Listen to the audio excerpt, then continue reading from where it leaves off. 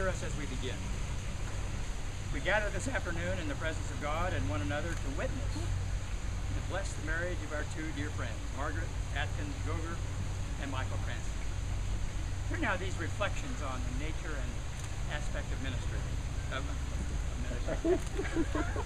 Of marriage. It's a shame of that too. At its heart, marriage is a relationship. It's not just Margaret and Michael as individuals, but it's these two people and their relationship together that will make this a marriage. There is a more than quality involved. That is to say, there's something more than just two people involved. It's two people in a relationship.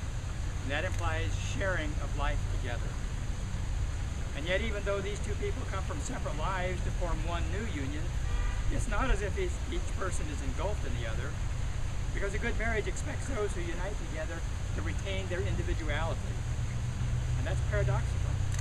Two individuals who remain themselves, and yet two people who weave their lives together.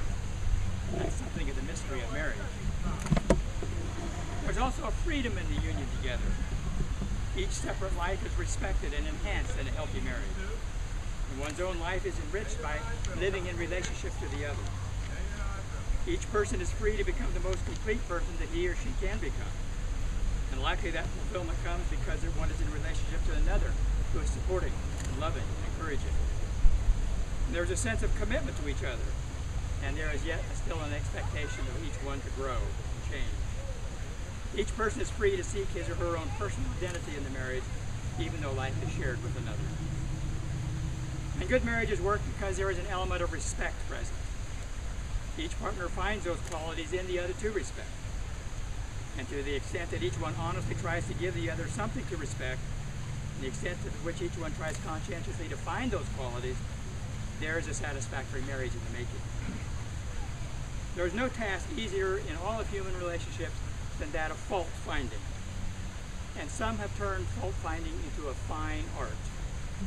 And when nothing is apparently wrong, they'll find something. But not so in a good marriage. Good marriages learn how to overlook those kind of human frailties and problems. And with encouragement, they will continue to grow. And marriages are successful because the husband and wife have learned how to tolerate each other. They have learned to see themselves as fallible, vulnerable human beings, and can therefore expect and accept each other's shortcomings. This is probably my favorite quality.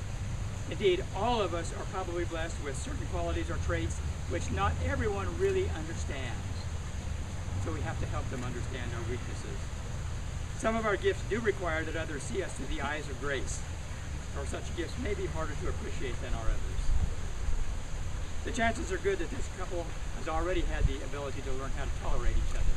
That's what usually happens in a good marriage. And good marriages don't just happen like anything else in life.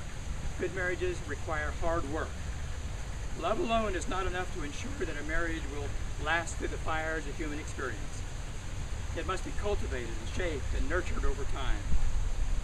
If it were only true that all good marriages were really made in heaven and that God was the craftsperson, then we wouldn't have to worry.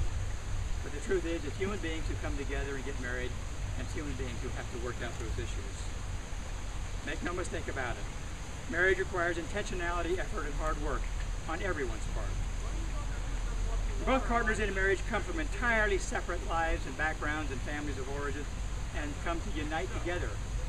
And that means they each had their own way of doing things and believing in things and understanding things, and now they have to come together and find another way, a common way, a way they can compromise on. It's no easy step to step outside from your own familiar perspective and acknowledge that your way is not necessarily the right way, but it's one way to live life. The power of our family histories to direct and mold our thinking is strong, and yet a healthy marriage allows a couple to be open and learn to compromise. There are no perfect marriages. There are just marriages that are good enough to buoy the spirits and capture our lives over the years. And in a good marriage, each one must be willing to give up some things in order to get the things that he or she will receive. Each one must feel that he or she is getting as much as he or she is giving. All satisfactory marriages come into being because life is shared together. No one lives alone, and those who try to live alone are probably doomed to failure. No one is an island. And it is within the sharing of a marriage that the joys and sorrows of life are experienced and lived through. In a good marriage, there is an intimate sharing of the peaks and valleys of life. Joys and glad times are enriched because there is another with you who cares. Tragedies and sad moments lose their sting and bitterness because someone who cares is there to walk the lonely valley of heartache with the one who hurts. The burdens of life are shared, the tears are wiped away, and the good times are celebrated together. There is no element of a marriage that's more important to its success than that of trust. Neither of them is perfect. None of us are perfect. But we're not afraid of being fallible, and therefore this couple will be honest and open with each other and reveal themselves when the kind finds its way up from the forgotten past. They will acknowledge the hidden things and when the unexpected things emerge from the past, and they will do so with grace and forgiveness and hopefulness. If what happens is joyful and they have, it will be joyful almost all the time. They will treasure that good fortune. But if events are painful or harmful, they will adjust and accept the change because it's a fact. Instead of being frustrated and punitive towards one another, they will be consoling, encouraging, and forgiving. There's little wonder why God ordained the marriage of man and woman at the Garden of Eden, and there is no question why Christ blessed the marriage at Cana, because marriage allows for an intimate and redemptive human experience.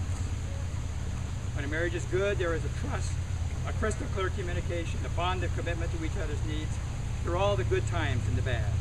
There's a genuine caring one for the other.